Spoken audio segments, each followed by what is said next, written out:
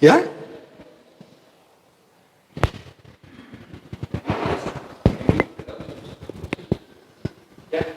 Ok. Estos problemas en que yo pongo a los de sonido no contrasta con el título de la prédica. Vamos adelante a la perfección.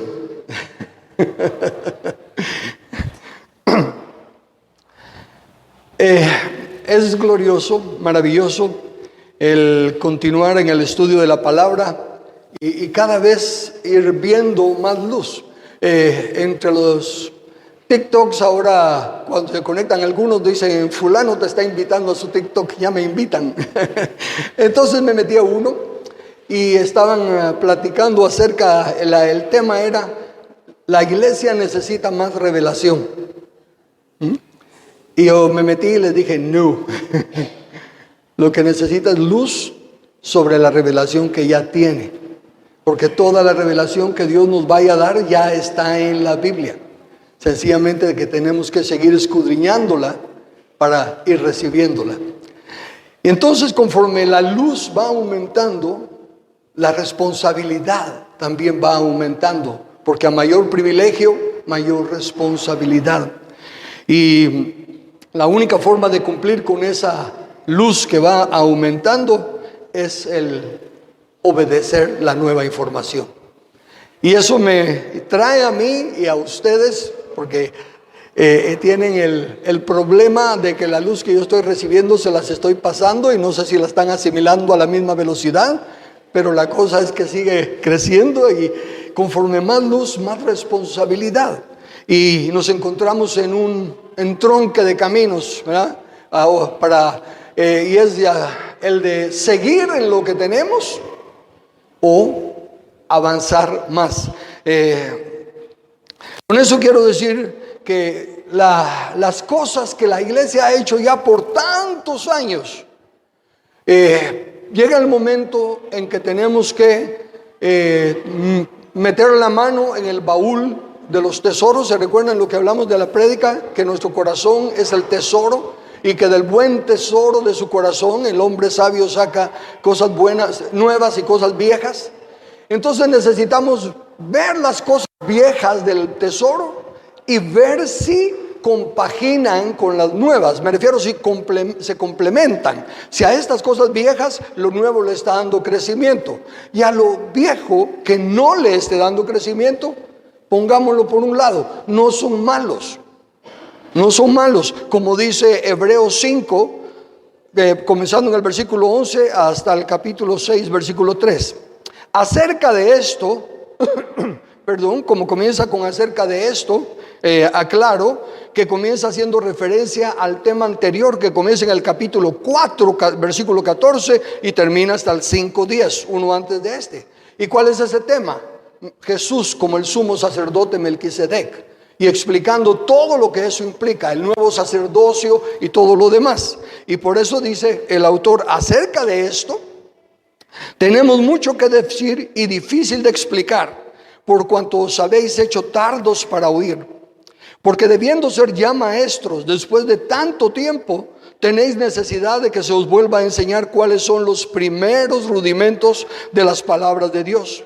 Y habéis llegado a ser tales que tenéis necesidad de leche y no de alimento sólido. Y todo aquel que participa de la leche es inexperto en la palabra de justicia. Puede ser experto en muchas otras cosas, pero es inexperto en la palabra de justicia, porque es niño. Pero el alimento sólido es para los que han alcanzado madurez, para los que por el uso tienen los sentidos ejercitados en el discernimiento del bien y del mal.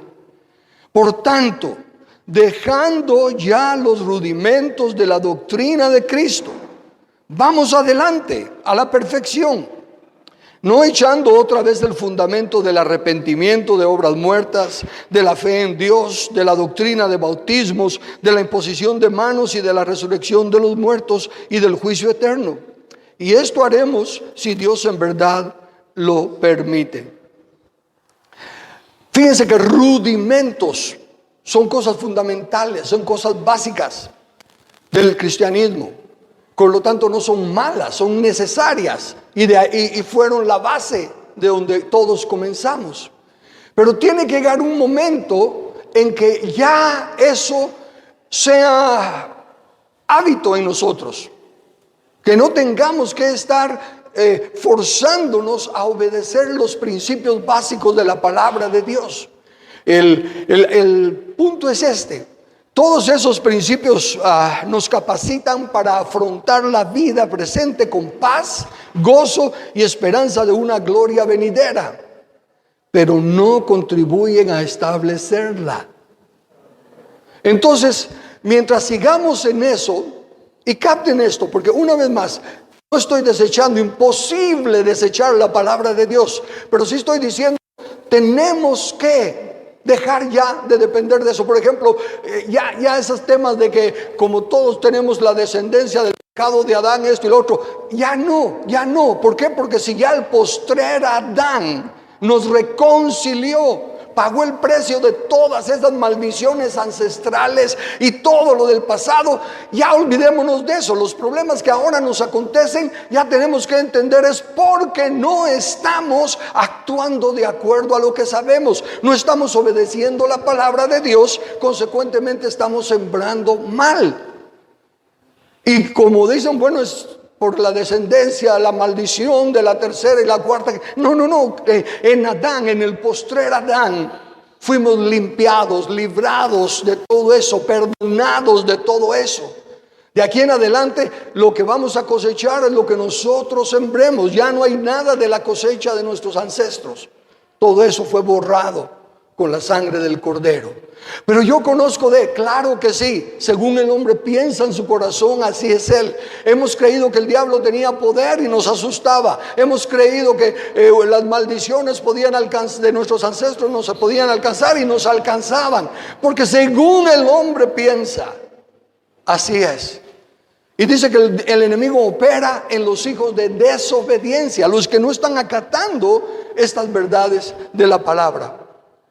Entonces es necesario que empecemos a creer la nueva luz y a ponerla en primer lugar. Porque óigame, si estoy recibiendo nueva luz, pero la digo, ala, qué bonito, ya conozco más, pero sigo en lo mismo, no me ayuda en nada. Y por el contrario, es desechar la nueva luz y encontrarnos en la posición de los fariseos y de todo el pueblo de Israel, que perecía por falta de conocimiento, pues lo desechaba. Entonces, dice aquí que al respetar la estructura del párrafo que leí, quiere decir que son los que todavía dependen de lo rudimental, es señal de que no se entiende la justicia. Esa palabrita la han oído tanto aquí y la oirán tanto de mí, porque si no aprendemos a ser justos en nuestro vivir, y recuérdense, justo en nuestros roles. Carlos habló el domingo pasado del orden de gobierno, de la autoridad. Y miren, lo importante de entender es eso. Todos somos igualitos, humanamente hablando, por el diseño de Dios. Pero las funciones no. Y hay que ubicarse en la función. ¿Qué soy yo aquí? Ahorita soy el ministro que estoy enseñando. Tengo una responsabilidad para con ustedes y a la vez tengo que rendir cuentas de sus almas, que ya son poco. ¿Por qué voy a rendir yo cuentas de sus almas? Porque tengo el privilegio también de ser un enseñante. Y lo que yo enseño los afecta en su caminar. Entonces, si no les enseño la verdad, al que le van a pedir cuentas es a mí. Pero por el otro lado, soy un esposo. Mi función de esposo, la Biblia me dice exactamente cómo debo actuar como esposo, cómo debo de tratar a mi esposa, cómo debe ser mi autoridad. Pero eso es lo lindo de la autoridad de Dios. La autoridad de Dios no es para enseñorearse. Enseñorearse es malo. Señorear es lo que Dios manda. Entonces no es para imponer la autoridad, es para vivirla. vivirla. En algunos momentos parecerá que así se impone, como cuando, por ejemplo, así en la función de padre, cuando a nuestros hijos menores de edad, bajo nuestro cuidado, les imponemos, les ordenamos lo que tienen que hacer, les guste o no les guste. Pero eso es parte del rol. ¿Ven? Ahora, ya no como padre, como padre, sino que como esposo, no tengo esa misma autoridad. Ahí no puedo imponer. Ahí puedo simplemente enseñar y esperar que se sigan los pasos. Y es tan importante entender esto porque el humanismo está bombardeándonos siempre por todos lados, y especialmente, regresemos a la familia, el rol de la familia. Ya saben ustedes, los que han estado con nosotros por ya un buen tiempo, ya saben que el varón es cabeza, es el que tiene la última palabra, es el que toma las decisiones.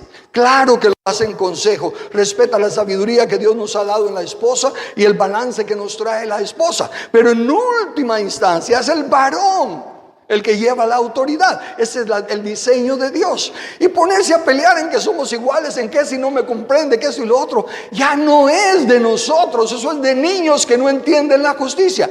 Al ir ante un juez y alguien está explicando sus problemas basado en cómo se sienten, cómo la tratan y todo, y que esto y que lo otro, y el juez va a pedir evidencias, va a pedir dónde están las pruebas, dónde están los escritos, los recibos. Si no hay evidencias, no hay caso. No se puede hacer justicia donde no hay evidencias. Entonces, no es toda alegata, toda debate entre quién tiene la autoridad y quién no es nula. Es nula, porque el Señor dice someteos, pero dice que lo hagamos voluntariamente. Por eso aceptemos nuestros roles. En los roles que estamos bajo autoridad, respetemos a la autoridad. A menos siempre, y esto ya no habría necesidad de decirlo, pero lo voy a decir, a menos que sea contra un mandato claro de Dios. Nunca vamos a ir contra un mandato claro de Dios, aunque nos lo pidan todas las autoridades del mundo. Pero mientras no haya una violación a la palabra, al mandato de Dios, aunque sea malo y equivocado, hay que obedecer. ¿Por qué? Porque Dios nos deja cometer errores para que aprendamos. Nos pone la palabra de Dios lo que tenemos que hacer, para que si somos diligentes en obedecerlo tengamos menos problemas. Pero problemas siempre vamos a tener, porque esos son los que nos ayudan a crecer, nos ayudan a buscar más luz y para ver cómo lidiamos con esto. Pablo sigue diciendo en 1 Corintios 3, los versículos 2 y 3: os di a beber leche y no vianda, porque aún no erais capaces, ni sois capaces todavía, porque aún sois carnales. Pues habiendo entre vosotros celos, contiendas y disensiones, ¿no sois carnales y andáis como hombres? Y aquí cada uno de nosotros, Gustavo nos habló el domingo pasado de las responsabilidades individuales que tenemos. Cada uno de nosotros tiene que dar cuenta a Dios de sí. Nadie puede dar cuenta a Dios por nosotros. Nadie puede solucionar nuestros problemas. Nos pueden enseñar, nos pueden guiar, pero no lo pueden hacer. Y es tiempo que entendamos eso. Ya no somos niños indefensos. Ya nosotros tenemos bastante tiempo. Ya tenemos que tomar la responsabilidad cada uno de nuestra vida. ¿Saben? Nada, ni nadie, ni demonios, ni nada tiene la culpa de cómo yo me sienta espiritual y almáticamente. ¿Por qué? Porque eso está bajo mi control. ¿Cómo me afectan mi cuerpo? Eso sí, hay muchos factores externos que pueden hacerlo. Pero en lo interno solo habita, solo permanece lo que yo acepte. Y entonces vivir amargado no tiene sentido. Recordar todo el daño que nos han hecho y todo lo demás no tiene sentido. ¿Por qué? Porque si ya el Señor me sacó de eso, solo manera de ejemplo, en nuestro caminar con Lili hemos literalmente perdido 2 casas, pero no nos dolió en el sentido de que lo hacíamos de buen corazón y pensando que estábamos, de hecho, ayudando a la otra persona. Y una fue por abandono, porque se la dejamos a unos misioneros que cuando vino la escasez a Luisiana, que era en un estado petrolero y el petróleo hubo problemas, abandonaron casas y el misionero abandonó nuestra casa. y tuve que ir a Estados Unidos solo a pagar para que alguien se quedara con la casa y proteger así la buena reputación. Bueno, hemos pasado cosas, pero nos amargan, nos roban la paz y el gozo. No, Dios en su misericordia más adelante hace mucho más. Nos ha dado mucho más de lo que perdimos.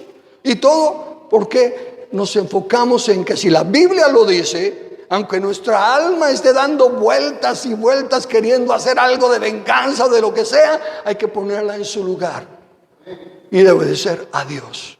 Entonces, quería decir de la familia y se me pasó el concepto de que aún en la casa, y eso es necesario que lo oigan los hijos y que lo entiendan los padres. En la casa, que cada quien tiene su cuarto, ¿verdad? Donde se puede, cada quien tiene su cuarto, si no, pues de lo que sea. Pero el punto es su privacidad. No es su privacidad, la casa es mía con todos los cuartos. Yo entro al que me dé la gana, cuando me dé la gana.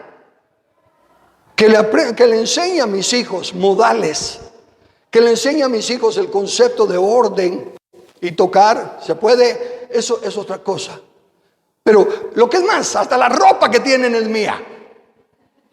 Entonces cuando un niño empieza con que me voy a ir de la casa y lo que sea, muy bien, que te vaya bien, solo me dejas lo mío. Es que así debe ser, tenemos que llegar a eso, a entenderlo. Porque si no, no vamos a entender la justicia. Y vamos a seguir teniendo conflictos entre nosotros. ¿Para qué ya? Dice los que sean los más fuertes sufran el oprobio en lugar de tener que ir a la corte y todo lo demás. Bueno, y los que no se crean más fuertes, ok, vamos a llegar a eso. Pero aquí Pablo dice, mientras tengan esos celos y contiendas, son carnales, son niños. No son inmundos pecadores, no son condenados al infierno, pero no maduran. Y pueden tener paz y pueden salir adelante, pero no contribuyen al establecimiento del reino de Dios, porque no entienden la justicia. ¿Y por qué estamos sufriendo las naciones? Por la falta de justicia. Porque donde no hay justicia, hay corrupción y demasiado desorden. Por tanto, quiero recordar la enseñanza de que Dios no añade más luz o información mientras no cumplamos con lo que ya se nos ha dado, y de esa manera no pasaremos a la perfección. Si seguimos en lo mismo, si seguimos en si se pierde la salvación o no se pierde, si se puede cortar el pelo a la mujer, si se puede hablar en lengua, si seguimos en lo mismo, no vamos a la perfección. Dios nos ha dado más luz y de esa es de la que nosotros debemos tomar cuenta. Y Dios, hagamos el resumen, Dios omnisciente, omnipotente, inmutable, nos ha dado solo un propósito. Es el de sojuzgar la tierra y señorear sobre la creación. Para ello entonces necesitamos repasar el concepto que ya espero todos conocemos: dependiente, independiente, interdependiente. Dependiente es la etapa en la que no se tiene el conocimiento y o la capacidad para desarrollar los pasos requeridos de la función. El niño no sabe vestirse, el niño no sabe comer solito, entonces es dependiente. Y desde luego la meta es que se independice, que lo pueda hacer por sí mismo, ¿verdad? Pero entiéndase, la función de dependiente, todos somos dependientes. Nunca dejamos de ser dependiente en alguna área, porque en todo aquello que no sabemos, dependemos de alguien que nos lo enseñe o de alguien que lo haga por nosotros. Pero en el sentido general, vamos independizándonos y vamos tomando control de nuestra vida. Independiente es la etapa en la que ya se tiene el conocimiento y la capacidad para desarrollar o cumplir los pasos requeridos de la función, por lo que se depende de uno mismo para lograrlo. Y recuérdense, en las pláticas del matrimonio, porque la familia siempre va a ser el mejor ejemplo, porque Dios comenzó con la familia y va a terminar con la familia.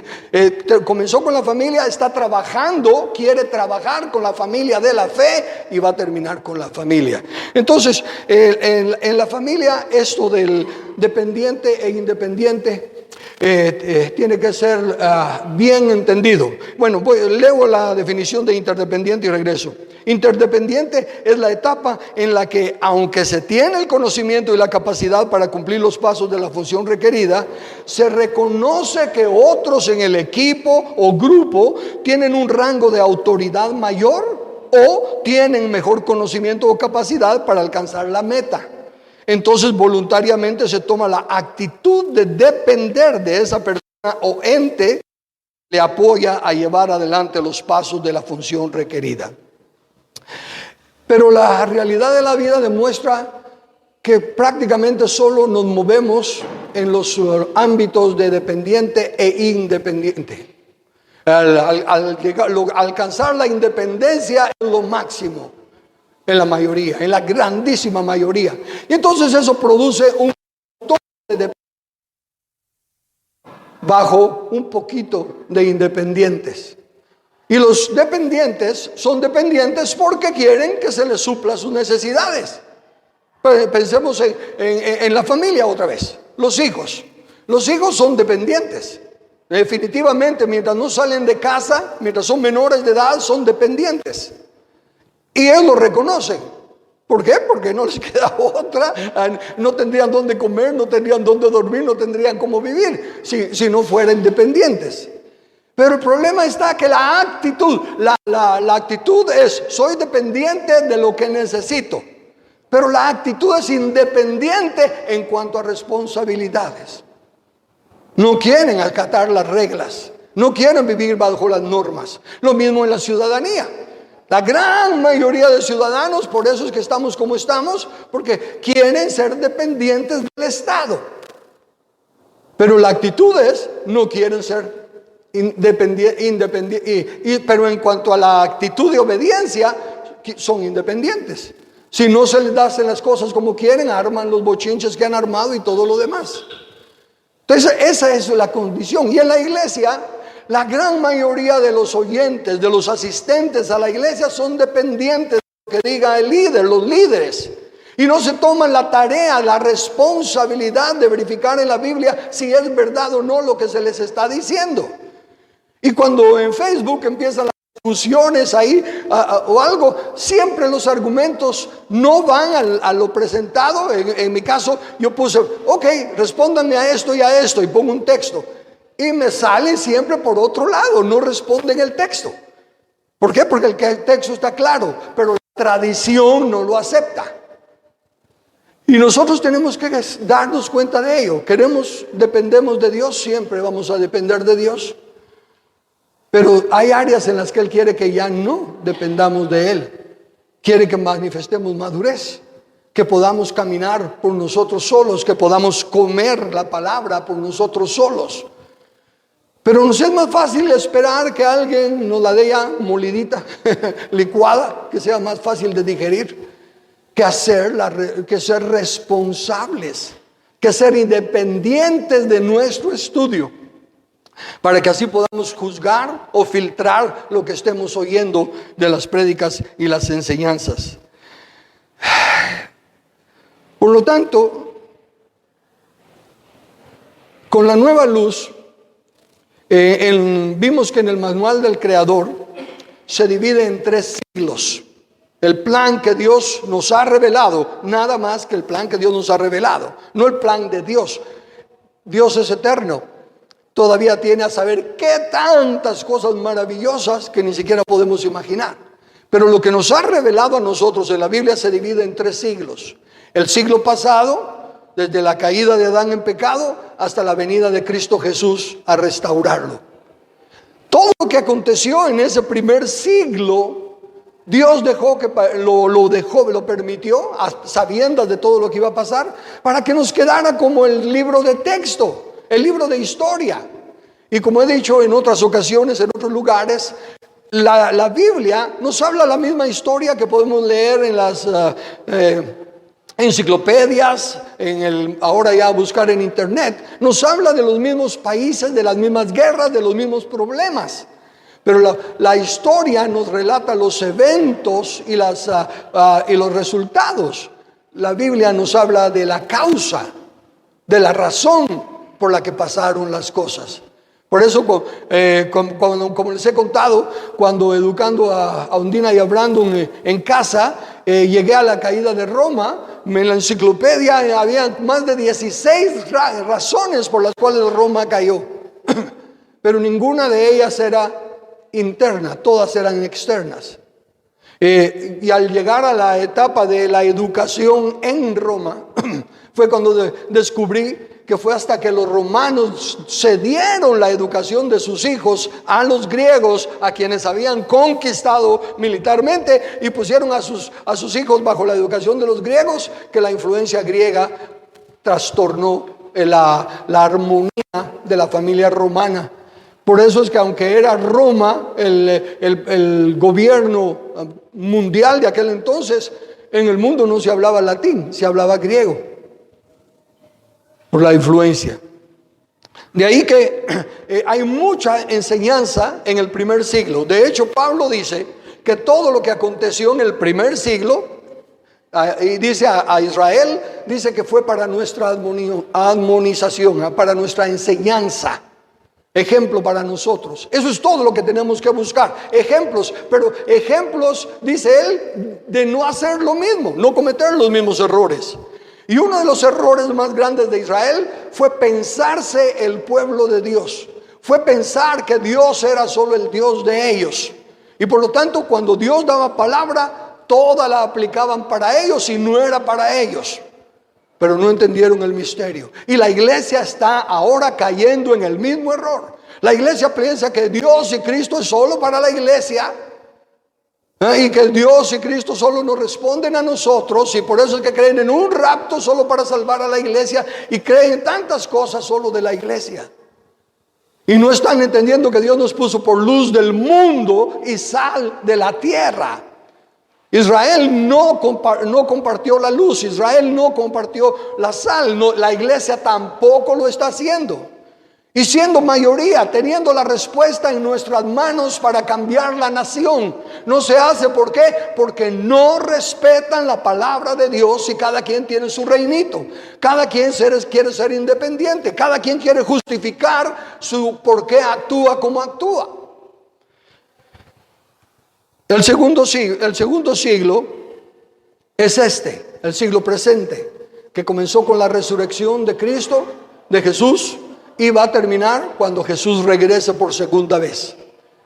En ese siglo tenemos que trabajar en lo que Dios nos dice. Y el tercer siglo, solo para concluir con los tres, se iniciará el siglo venidero, cuando Cristo venga a reinar literalmente en la tierra y nos enseñe a gobernar toda la tierra y ponga fin a la muerte. Entonces comenzará el plan de Dios para nosotros. Consciente de eso, voy al texto que mencioné de 1 Corintios 10, versículos 11 al 14, para regresar al primer siglo, para verlo como ejemplo, tal como nos dice Pablo.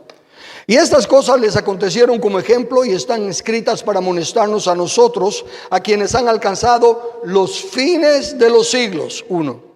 Así que el que piensa estar firme, mire que no caiga. 2. No os ha sobrevenido ninguna tentación que no sea humana, pero fiel es Dios, que no os dejará ser tentados más de lo que podéis resistir, sino que dará también juntamente con la tentación la salida. 3. Para que podáis soportar. Por lo tanto, amados míos, huid de la idolatría. 4. De esas 4 cosas quiero enfocar el resto de la plática. Primero, los fines de los siglos. La palabra fines dice establecer un punto o meta definidos. Ya están definidos. Eso es lo que la mayoría de la iglesia evangélica no quiere aceptar, que los tiempos de Dios tenían un tiempo establecido para el primer siglo. Tenía que llegar a cierto momento porque Dios ya había dado fechas exactas. Había dicho con el sueño de Nabucodonosor y la visión de Daniel que era después de Roma, que era en el tiempo de Roma. Había dicho con la revelación de las 70 semanas que ya solo faltaban 70 semanas. En la Biblia hay tiempos específicos y se cumplieron. Y dice, los fines de los siglos. Y se cumplieron en el tiempo de Jesús y los apóstoles. Ya no hay más tiempos finales. Por lo tanto, ya no hay más señales, ya no hay más tribulación, ya no hay más bestia, ya no hay nada de eso que se cumplió al final del primer siglo. Seguir perdiendo el tiempo en eso es desechar la luz de la misma palabra, es desechar el conocimiento. Entonces dice establecer un punto meta definidos, apropiadamente el punto al que se apunta como límite. Es decir, por implicación, la conclusión de un acto o estado, resultado, finalidad, fin, finalmente. Todo desde Génesis 3:15 hasta la venida de Cristo ya se cumplió, con excepción de lo que anuncia la segunda venida. Pero todo lo demás ya está cumplido, para que nosotros lo tomemos como ejemplo. Por eso insisto, ¿por qué estamos como estamos? Porque nosotros estamos cosechando lo que sembramos. Unos porque están sembrando mal y otros porque no estamos haciendo algo al respecto. Ya no podemos basarnos en doctrinas que nos regresen, como dije, al pecado de Adán, porque todo eso ya está terminado. La segunda cosa, el que piensa estar firme, mire que no caiga. Hay tantos que se creen estar firmes. Estuvimos el miércoles pasado en un programa de Zoom para tratar de la segunda venida. Y expandí y luego hubo el apoyo de otros de aquí de la iglesia que estaban en Zoom añadiendo más luz y más información a las preguntas que hicieron.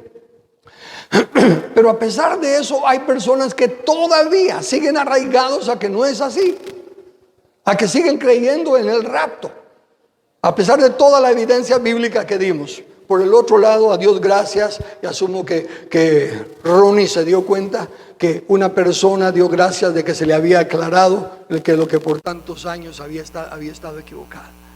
Así que el punto es este: el que piensa estar firme, mire que no caiga. Dése cuenta en dónde está la responsabilidad. No está diciendo que el que piensa o cree estar firme no caiga, que tiene la responsabilidad de no caer, porque hasta cierto punto la Biblia nos enseña que necesitamos trabajar en equipo, buscar la multitud de consejos, y que aún donde no hay consejo los pensamientos son frustrados. O sea que si no andamos en consejo y en equipo podemos caer, porque está claramente advertido en la Biblia. Pero lo que sí dice que es nuestra responsabilidad, dice el que piensa estar firme, mire. ¿Qué significa mire en este contexto? Percátese, dése cuenta, busque la forma de, mira cómo lo haces, mira cómo lo conseguís. Eso es lo que está diciendo. El que piensa estar firme, mire que no caiga. ¿Cómo se puede hacer? Pablo nos da un ejemplo y yo personalmente doy otro. En Gálatas 2:1 y 2 dice: después, pasados 14 años, subí otra vez a Jerusalén con Bernabé, llevando también conmigo a Tito. Pero subí según una revelación, y para no correr o haber corrido en vano, expuse en privado a los que tenían cierta reputación el evangelio que predico entre los gentiles. Él miró no correr en vano. Él miró que lo que estaba haciendo era lo correcto. Entonces, esto nos habla de buscar el consejo. Pero, amados hermanos, es responsabilidad individual. Yo cuando no sé hacer algo, tengo que buscar ayuda de alguien que lo sabe. Cuando no entiendo algo, necesito que me enseñe alguien. Pero soy yo el que lo necesito, porque yo tengo que ver no caer. Yo creo estar firme, definitivamente creo estar firme, pero no me quedo basado solo en que creo que estoy firme. Cuando fui diputado, habiéndole dicho a la asamblea, a la Alianza Evangélica y a otros, No temo ser seducido, amo a mi esposa y temo a Dios. No temo ser sobornado, mi papá me dejó la mejor herencia, el buen nombre. Pero puedo ser engañado. Así que si me ven descarriarme, no esperen a ver para dónde voy. Llámeme la atención. Pero nadie lo hizo. Entonces yo miré qué hacer para no ser engañado. Y cada jueves me reunía con don Sam, como ya les he contado, para poner delante de él lo que estaba pasando, lo que pensaba, cómo pensaba actuar y todo. Y de esa manera ir cuidando de no caer en el error. Cada uno de nosotros debe de estar firme. Y en los rudimentos, la verdad es que ya no deben de haber preguntas de los rudimentos. Ya debemos de estar claros de nuestra fe en Cristo Jesús y aceptar que es por su sangre que somos perdonados y que al mantenernos en su palabra estamos en el camino, y si nos vamos ahorita estamos con el Señor, si nos vamos dentro de siglos estamos con el Señor. Lo básico lo debemos ya de tener automático.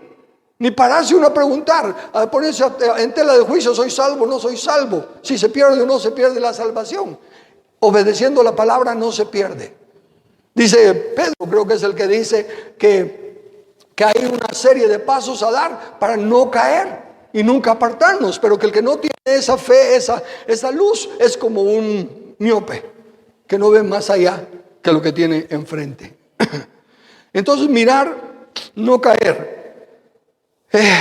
Y la tercera cosa, dice que no nos ha sobrevenido ninguna tentación que no sea humana. Yo lo pongo entonces, la tercera cosa es no luchar para vencer nuestras tentaciones, pruebas o circunstancias, es desechar la fidelidad de Dios. ¿Por qué? Tengo este problema, ok, es una circunstancia. Solo les aclaro lo que tentación, examen, poner a prueba, por implicación, adversidad, tentación, intento. Y aunque se traduce también tentación, no es la misma palabra en el original para tentación que induce a cometer un pecado o algo ilegítimo. Esta palabra no está hablando de cometer un pecado o algo ilegítimo. Esta palabra es más una prueba, un examen que se nos está poniendo. Y entonces, si todo problema que viene a nuestra vida no es demoníaco, no es del diablo, es humano. Claro, hay demonios que pueden influenciar a humanos, pero de todos modos la presentación a nosotros va a ser humana. Nunca me va a venir un problema de que cómo hago para llegar a Marte. Nunca me va a venir un problema de qué hacer en el ente celestial. No, los problemas que me van a venir son siempre aquí, en la carne, en persona. Entonces tienen solución, y de alguna manera la tengo que encontrar en la palabra. Pero yo tengo que estar dispuesto a esta situación, por muy dura que es y todo, la puedo sacar adelante. ¿Puedo buscar consejo? Fabuloso, debemos buscar consejo. ¿Podemos estar conscientes de necesitar ayuda? Buenísimo, cuando sabemos que no podemos solos. Pero sigue siendo nuestra responsabilidad. Cuando Dios puso al hombre en la tierra, lo puso primero con responsabilidad. Trabaja y protege. Y si nosotros aprendemos primero a enfocarnos en nuestra responsabilidad, no en nuestros privilegios, vamos a ir teniendo más luz de la palabra. Entonces, esto es muy importante, porque como les dije, nada ni nadie tiene la culpa de cómo estamos emocionalmente. Si estoy dolido, si estoy enojado, si estoy afligido, con eso el desaliento y todo lo demás, nadie tiene la culpa. ¿Cómo que no? Ese sinvergüenza tal por... No. Ese sinvergüenza tal por cual hizo en lo exterior, en lo externo algo. Tal vez me pegó, tal vez me quebró el brazo, un aspecto físico. Pero no puede afectar mi espíritu, mi alma. Yo decido. Me viene ahorita a la mente, no está en mis notas, aquel personaje que ahorita se me escapa el nombre, pero él estuvo preso con todos los judíos en los campos de concentración. Pero él tomó una actitud de que él decía que le hicieron hasta pruebas con ácido en sus piel y todo lo demás, y como él no se ponía a reclamar ni a pelear, era el que más fastidiaban, porque él les dijo: ustedes pueden decidir qué hacer conmigo, pero no pueden decidir cómo yo respondo.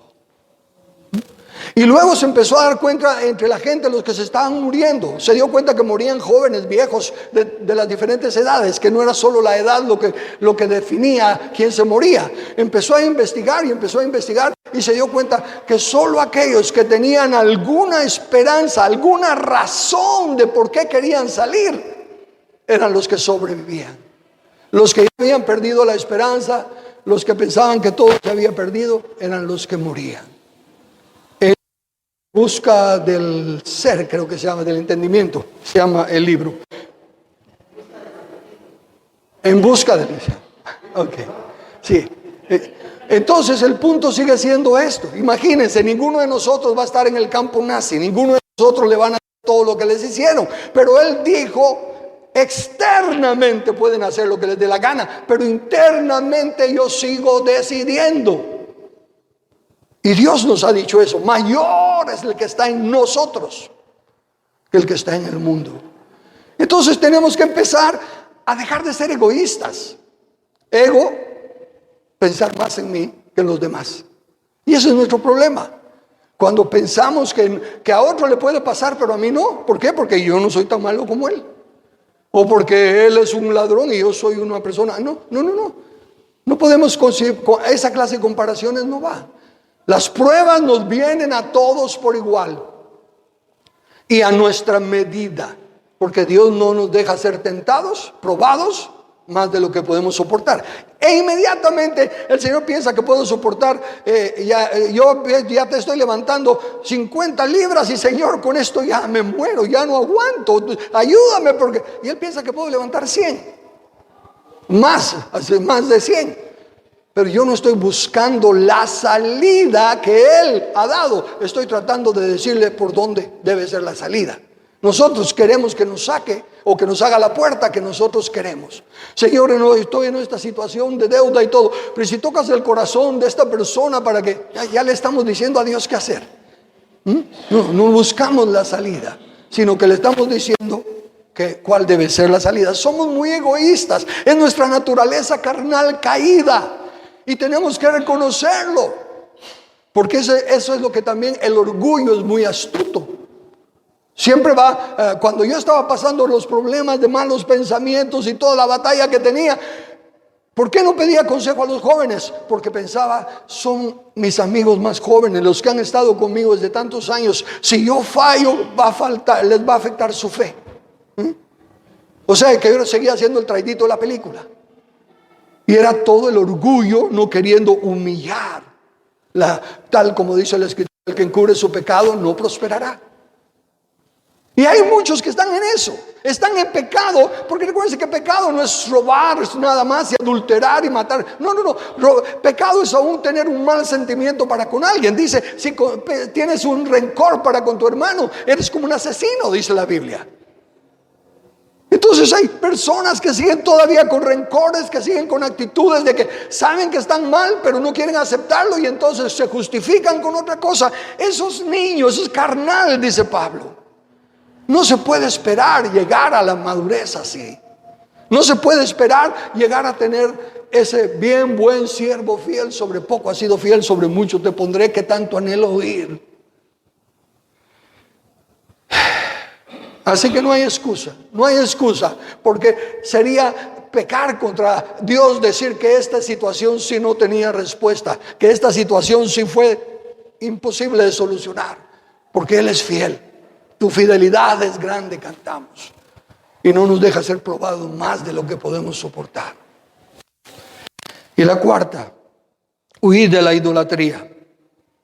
Pablo comienza y termina su exhortación hablando de la idolatría. Comienza en 1 Corintios 10, versículos 6 y 7, así: mas estas cosas sucedieron como ejemplos para nosotros, para que no codiciemos cosas malas como ellos codiciaron, ni seáis idólatras como algunos de ellos. Según está escrito, se sentó el pueblo a comer y a beber, y se levantó a jugar. Imagínense, leamos eso. Seas idólatras como algunos de ellos. Según está escrito, se sentó el pueblo a comer y a beber y se levantó a jugar.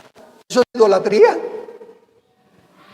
Vayamos al texto que Pablo está citando para ver qué dice. Éxodo 32, versículos 5 y 6. Y viendo esto, Aarón edificó un altar delante del becerro y pregonó a Aarón y dijo: mañana será fiesta para Jehová. Y al día siguiente madrugaron y ofrecieron holocaustos y presentaron ofrendas de paz. Y se sentó el pueblo a comer y a beber y se levantó a regocijarse. Eso antes, se edificaron 2 becerros de oro, proclamaron que al otro día era fiesta para Jehová ante los becerros. Sí, eran becerros, pero ellos lo hacían para Jehová. ¿Ven cómo empiezan las excusas?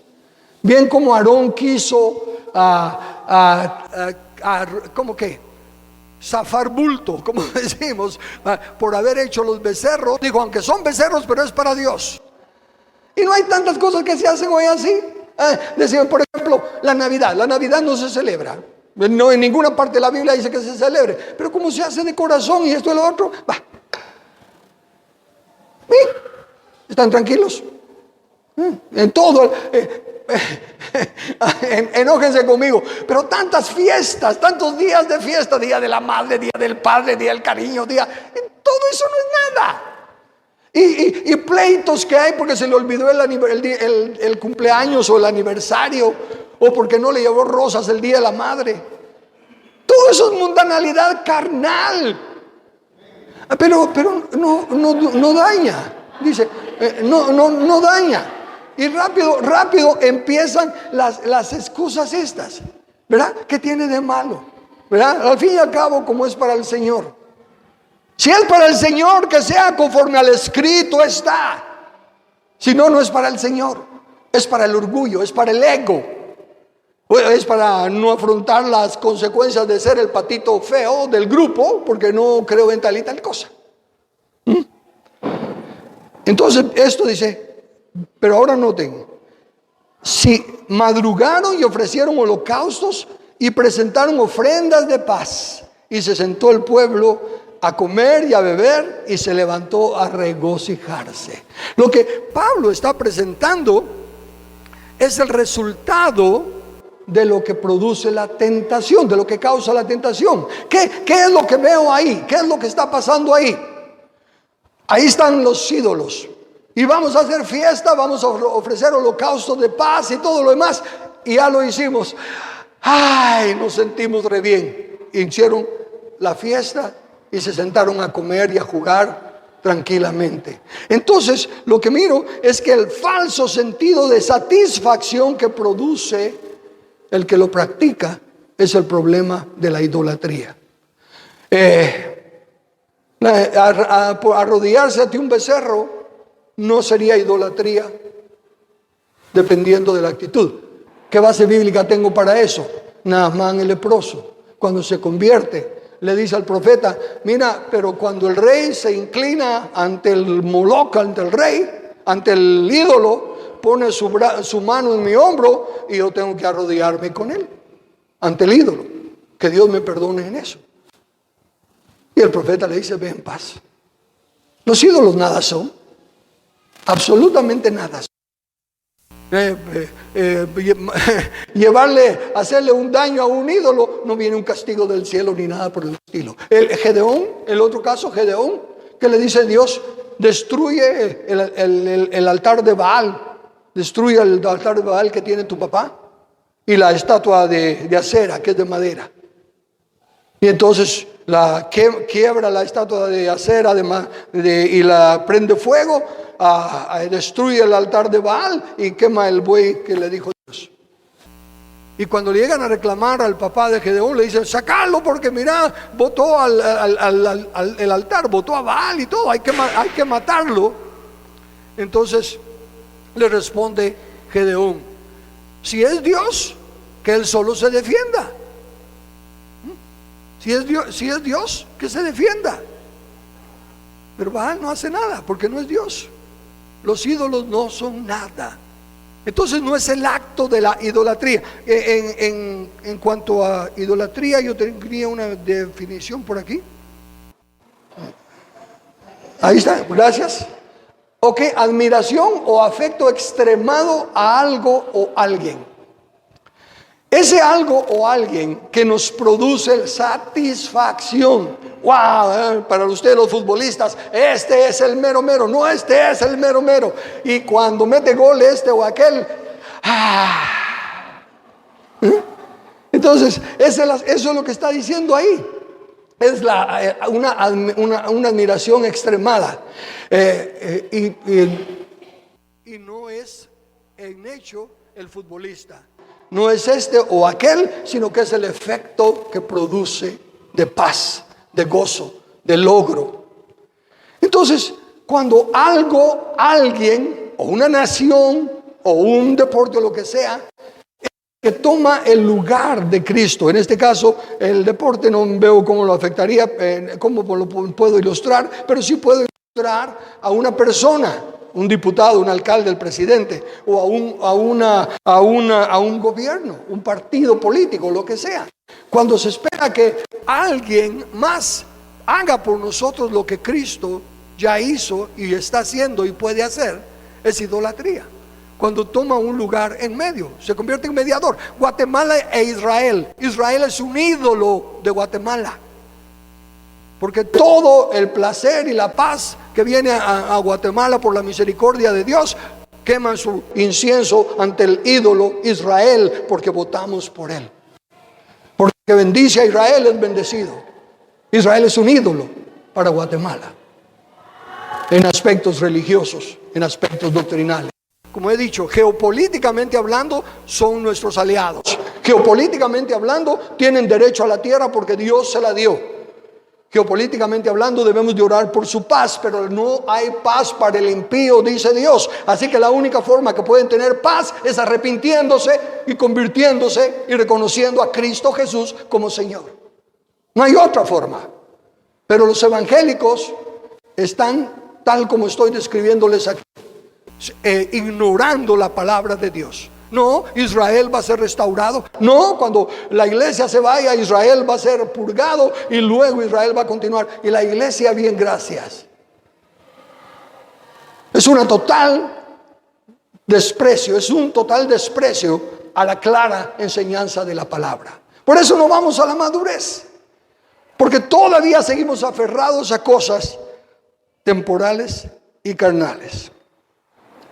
Así que un repaso rápido del plan de Dios para nosotros. La desobediencia de Adán, Dios decretó. Primero Isaías 46, 9, 10. Dios declaró su consejo: acordaos de las cosas pasadas desde los tiempos antiguos, porque yo soy Dios y no hay otro Dios, y nada hay semejante a mí, que anuncio lo por venir desde el principio y desde la antigüedad lo que aún no era hecho, que digo, mi consejo permanecerá y haré todo lo que quiero. Capten eso y recuérdenlo. Anuncio desde el principio, desde la antigüedad. O sea que si está lo que Dios anuncia, ya lo sabía desde antes de crearnos. Tengamos eso en mente. Ok, ¿qué pasa? Viene la creación del hombre, el hombre peca y Dios decreta: pondré enemistad entre ti y la mujer, y entre tu simiente y la simiente suya, esta te herirá en la cabeza y tú le herirás en el calcañar. Ok, ya ahí está decretado. La enemistad va a ser desde la caída en pecado de Adán hasta que venga Jesús, que es la simiente de la mujer. También ahí hay un tiempo establecido, ya pasó. Ya vino Jesús y ya venció a la serpiente. Cristo, cuando ya resucita, recibiendo toda autoridad, ahora nos comisiona a los del siglo presente. Y Jesús se acercó y les habló diciendo: toda potestad me es dada en el cielo y en la tierra.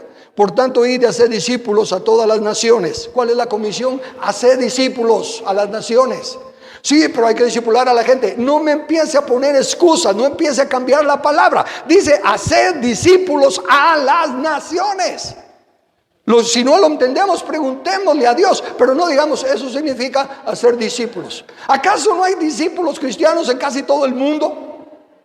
¿Es alguna de esas naciones discípula de Cristo? ¿Es alguna de esas naciones cristiana? No. Anoche, mientras miraba un poco,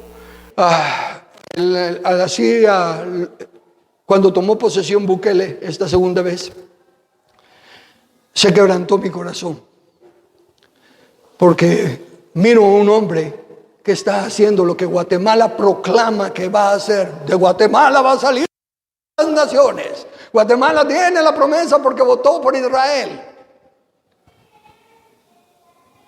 Y Bukele, el Señor lo está usando. Y Salvador ahorita es una nación que es ejemplo a las naciones. Y Él le da la gloria a Dios. Reconoce que es porque se está poniendo en práctica los principios de Dios. Y en mi dolor que Guatemala habló tanto y habló tanto, pero vino el regocijo de volver a la Escritura. Dios escoge lo más pequeño para avergonzar a los grandes. Y Guatemala es la tacita de plata que era cabeza del reino de Centroamérica y todo lo demás. Pero Dios escogió a lo más pequeño para mostrar que su palabra funciona. Y el más pequeñito está retando al mundo y ya desechó todas las agendas 2030, ya desechó todas las uniones y relaciones con la OMS y todo lo demás. ¿Y dónde está Guatemala? Guatemala sigue echando porras a Israel y sigue pensando en que es algo, porque tiene promesa. La autoridad que nos está, la comisión que Jesús nos está dejando es discipulad a las naciones. Hacer discípulos a las naciones. Discipular es enseñar, y que los que están siendo enseñados pongan por obra lo que han sido enseñados. Entonces noten claramente Efesios capítulo 3 versículos del 9 al 11. Y de aclarar a todos cuál sea la dispensación del misterio escondido desde los siglos en Dios, que creó todas las cosas. ¿Para qué? Está aclarando todo esto para algo. ¿Para qué? La multiforme sabiduría de Dios sea ahora dada a conocer por medio de la iglesia. ¿A quién? A los principados y potestades en los lugares celestiales.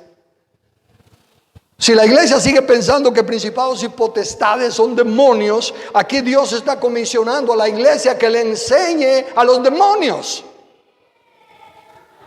Esas son las discrepancias, los errores tan grandes que traen esas interpretaciones a las escrituras.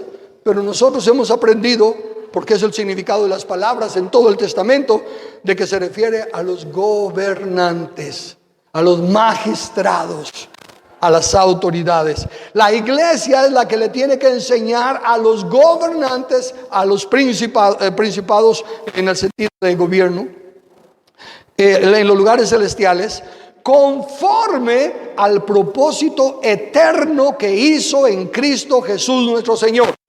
Pongan juntos los dos versículos, las dos porciones. La anterior, en la que dice que dio su consejo desde antes de la fundación del mundo, y que antes de que fuera Él escribió.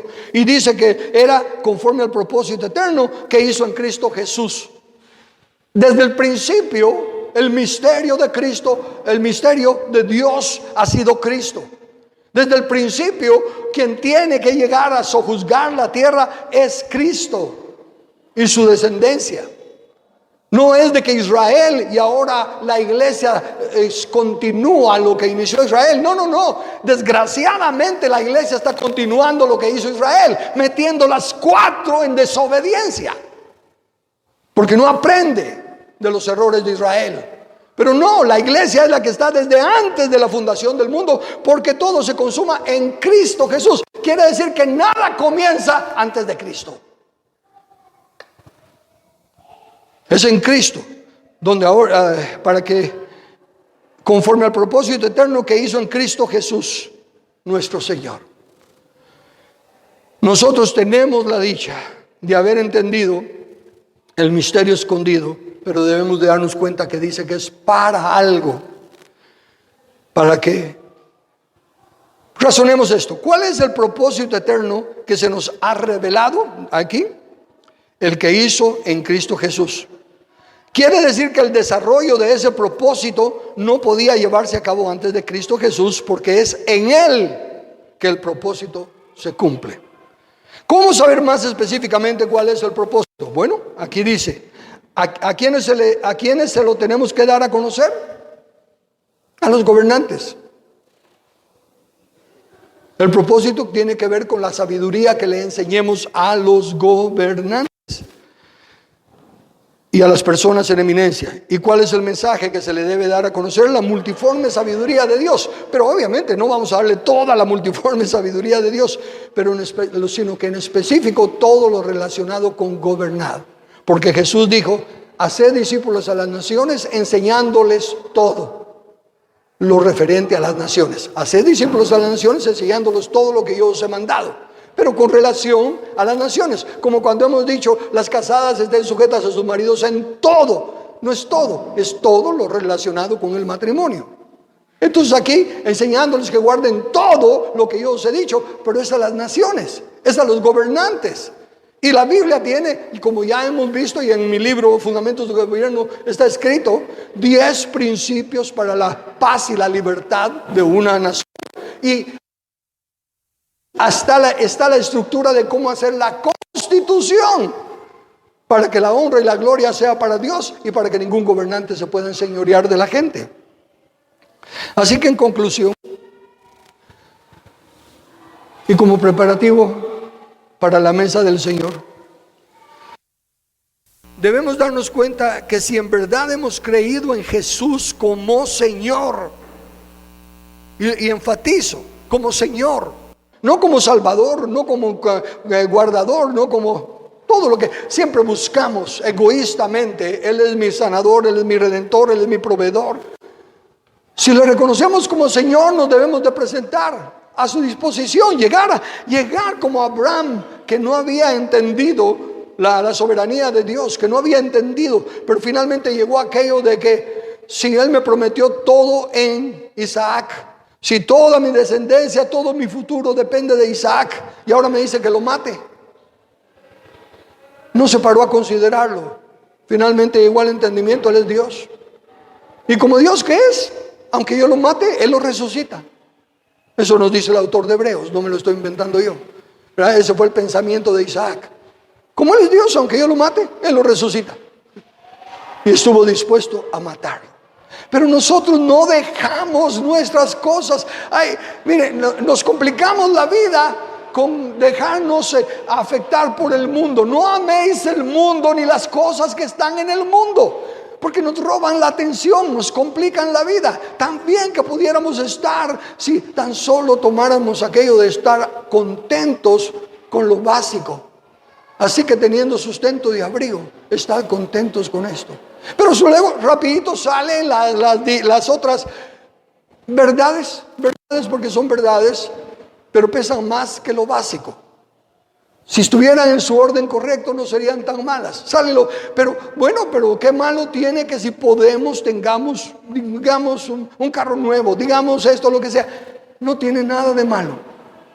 No tiene nada de malo, gloria a Dios y gracias a Dios que se puede hacer. Pero la actitud que debe reinar en el corazón es, aunque no lo tuviera, voy a estar tan contento y tan agradecido como que si lo tuviera. Porque teniendo sustento y abrigo, estar contentos con esto. Y en un corazón contento no se pueden arraigar amarguras, ni enojos, ni contiendas. Porque se tiene la bendición de Dios en el contento. Entonces, basado en eso, debemos de darnos cuenta de que si hemos reconocido a Jesús como Señor, por lo menos enfoquémonos en dos cosas. La primera es trabajar en nosotros mismos, lo que se resume en dejar de guiarnos por sentimientos y razonamientos mundanos, egoístas. La Biblia nos enseña nuestras responsabilidades en cada etapa y función de nuestra vida. Insisto, como esposo sé lo que tengo que hacer, como padre sé lo que tengo que hacer. Como hijo, a Dios gracias aprendí a hacer lo que tenía que hacer y honrar a mis padres. Entonces enfoquémonos en nuestras funciones. Como padre ya no tengo hijos menores. Ahora solo paso a ser un asesor, un consejero, si me piden consejo. Como líder de la iglesia, como compañero de los ancianos, me someto al consejo. Los libros, por ejemplo, ahora el último que escribí, El Misterio Escondido, no lo recibí de Dios y ahí va. Lo recibí de Dios, pero lo sometí al consejo, para como Pablo no correr por gusto y equivocarme. Entonces entiendo mi rol también. Como esposo, como esposa, como hijo, como padre, entendamos nuestro rol. Y no dejemos que nuestro conocimiento nos saque de nuestra función. Porque hay hijos que conocen bastante más que de la Biblia que los padres, y por eso tienden, no en una forma de guerra ni de batalla, pero a llevarles la contraria. El padre quiere que hagan algo y el hijo le dice, pero te das cuenta que la Biblia dice que esto y que lo otro. Insisto y espero que quede clarísimo, no hablo de pecado. Pero si es una cosa que realmente se pudo haber hecho de otra manera, pero si no lo entiende el padre y el padre dice que se haga de esta manera, se hace de esa manera. Aunque el hijo lo pudiera haber hecho 1000 veces mejor. Si el padre no lo quiere recibir, no lo entiende, que es por orgullo del padre o por lo que sea, pero sigue siendo el padre y lo tiene que recibir. A jóvenes en la iglesia, con muchos años atrás, cuando vine, que venían y que querían servir a Dios y todo, pero sus padres no estaban de acuerdo, yo les decía, no. Ahorita lo que Dios quiere es de que aprendas a ganar la aprobación de tus padres. El hecho de que quieras servir a Dios no justifica que le desobedezcas a tus padres. No justifica que le lleves la contraria a tus padres.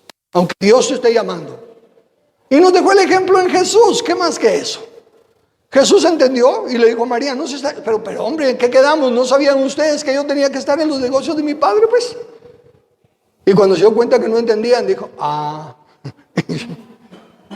y se sujetó. Evaluémonos. La mesa del Señor nos llama a juzgarnos a nosotros mismos. Enfoquémonos en cuán responsables estamos siendo nosotros de nosotros mismos, en nuestros roles. Cada uno evalúe los diferentes roles que tiene. Todos tenemos varios roles, diferentes roles. Pero comencemos primero en nosotros mismos.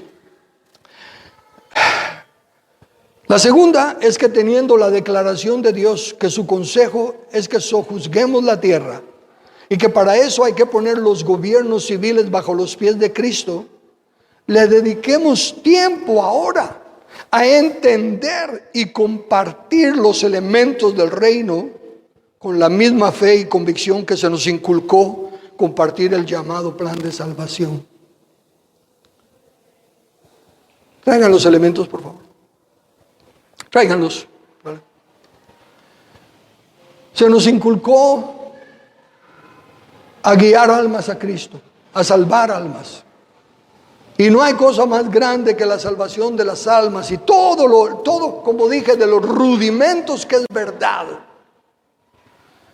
Pero ahora, esta palabra clara, que la gran comisión no era ir y hacer discípulos de personas, la gran comisión era ir y hacer discípulos de naciones. Tenemos que darle la misma atención, más atención que la que le dimos a los otros planes, sanando cicatrices del alma, sanando todo eso buenísimo, pero al tener la palabra y al Espíritu dentro de nosotros, debiese ser suficiente y empezar a caminar en establecer el reino de Dios y empezar a preguntarnos, así como, ¿cómo podemos alcanzar más gente? Sí, ¿cómo podemos alcanzar más gente para el reino? Más gente que tenga el entendimiento que mientras no pongamos a los enemigos por estrado de los pies de Cristo, no viene. Y vamos a salvar a cientos de miles, van a nacer de nuevo. Pero está comprobadísimo que por estos cientos de miles hay unos miles de milenias de gente que no va a recibir el evangelio y va a morir. Y mientras más nos tardemos, se salvan más, pero se mueren mucho más. Por lo tanto, en lugar de estar con trapeador y toalla secando los charcos, hay que cerrar el chorro. Hay que enfocarnos en el evangelio del reino. Hacen a tomar los elementos y conforme los tenga, gracias. Conforme los vayan temiendo, regresen a sus lugares. Quiero decir algo más con relación a la cena. Mientras están caminando, escúchenme. Les hablé de que la idolatría tiene que ver con el falso sentido de satisfacción que produce en el que lo practica. Si uno puede tener más satisfacción en guiar a una persona a Cristo, ¿qué más importante que eso? Más importante si se puede guiar a esa persona a que sea un discípulo del reino, a que sea uno que está dispuesto a cambiar para que la justicia del reino venga a la tierra. Porque eso es lo que va a cerrar el chorro. De ahí que, como les digo, requiere una revolución, requiere un cambio drástico. Dejar los rudimentos para empezar a caminar hacia la madurez, hacia la perfección. Y en este caso la madurez, la perfección será que estemos trabajando en establecer el reino de Dios y su justicia. El enfoque debe ser en nuestra responsabilidad, en lo que hacemos, en que todo lo que hagamos apunte a establecer el reino de Dios. Voy a ser un buen esposo, porque en el reino de Dios el esposo funciona de esta manera. Y de esta manera guía a su esposa y a sus hijos. Voy a ser un buen padre, porque de esta manera el padre les enseña el camino de la justicia, que son los caminos de Dios, justicia y juicio. Voy a ser un buen ciudadano. Voy a ser un buen miembro de la iglesia, porque voy a estar enseñando los caminos de Dios, que son justicia y juicio. Como mencioné al principio del mes pasado, cuando celebramos la mesa del Señor, la memoria de Jesús que debemos hacer es que su muerte marcó el fin del vacío de poder y nos comisionó a retomar la única comisión que nos ha dado: sojuzgar la tierra. No participemos del pan y del jugo de la vid solos, sino que llegue el día que Él mencionó, Mateo 26, 27, 29. Y tomando la copa y habiendo dado gracias, les dio diciendo: bebed de ella todos, porque esto es mi sangre del nuevo pacto, que por muchos es derramada para remisión de los pecados. Y os digo que desde ahora no beberé más de este fruto de la vid hasta aquel día nuevo con vosotros en el reino de mi Padre. Oh, que llegue ese día. ¿Qué podemos hacer para que llegue ese día? Hagamos memoria. El pan nos recuerda el sacrificio. Nos recuerda que Él se hizo pedazos para que todos y cada uno de nosotros formemos parte de ese cuerpo. Tiene otro sentido ahora, porque Él dice que el Hijo del Hombre no tiene dónde recostar la cabeza, porque todavía no tiene cuerpo. Propongámonos ser lo que Él quiera como parte de ese cuerpo. El dedo gordo, la oreja, lo que Él quiera. Pero entendamos que Él está buscando un cuerpo para establecer su reino y su justicia, donde descanse su cabeza. Así que demos gracias a Dios por el perdón de los pecados, y ya no hay condenación, ya no hay tiempo que estar perdiendo en que estoy haciendo mal, en que me falta, en esto, ya no hay condenación, ya Él nos perdonó. Lo que toma ahora es gratitud en acción, porque Él nos perdonó. En el nombre de Jesús comamos.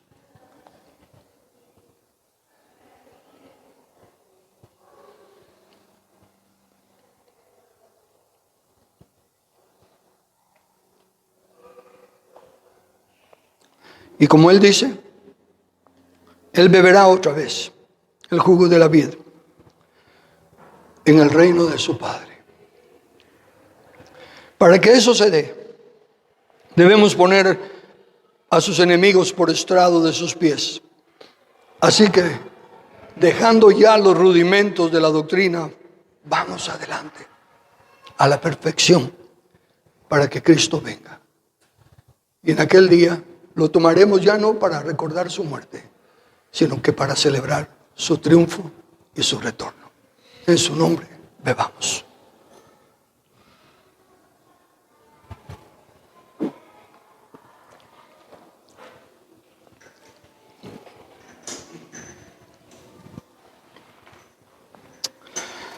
Amado Padre,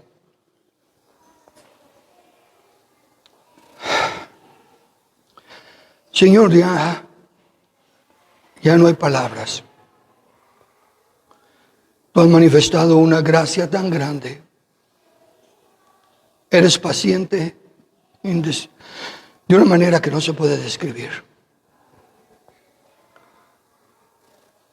A veces anhelamos poder ser mejores en la proclama de tu reino. Y nos confronta tu Espíritu Santo, diciendo que nunca nos pides más de lo que podemos hacer. Y que aunque sea un granito de arena, aunque sea un vaso de agua al sediento, que si eso es lo que tú pides, eso es lo único que demandas. Pero nos has dado tanta luz y estamos agradecidos. Y sabemos que no es toda. No sabemos qué nivel de luz, cuánto más falta. Pero queremos obedecer la que tenemos. Queremos que alumbres ahora nuestro entendimiento de cómo hacer el cambio, de cómo encontrar, así como teníamos planes de evangelismo, así como teníamos reuniones de salir de puerta en puerta y cosas de todas las que participamos conforme fuimos creciendo. Enséñanos ahora los planes y las diligencias que tengamos que hacer para establecer tu reino y para compartir tu reino, y que tú puedas venir a reinar en el cuerpo que tú has comprado. Te pido, Espíritu Santo, que hagas una obra muy especial hoy. Porque todos tenemos cosas que tú debes señalar. No las vemos y no las confrontamos. Pero hay otras que sabemos que debemos cambiar. Sabemos que no está de acuerdo a tu palabra y nuestro orgullo y nuestra egolatría nos justifica para no dar los pasos escritos en tu palabra. Amado Espíritu Santo, redargúyenos. Trae la convicción a nuestro corazón de que es pecado ante ti y que si te amamos y si verdad creemos en ti, debemos acatarlo. Te exaltamos, te bendecimos, te pedimos perdón por nuestra negligencia o nuestra ignorancia y clamamos que nos ilumines, que despiertes el entendimiento de tanto corazón que hay aquí que te ama y que precisamente porque te ama creemos que lo que hemos hecho lo hemos hecho para tu honra y para tu gloria. Y ahora con esta más luz, ayúdanos a hacer la transición y ponernos de acuerdo con tu palabra. Porque anhelamos ese día glorioso de celebrar la copa de vino contigo, aquí en tu reino. Para tu honra y tu gloria, oramos. Amén.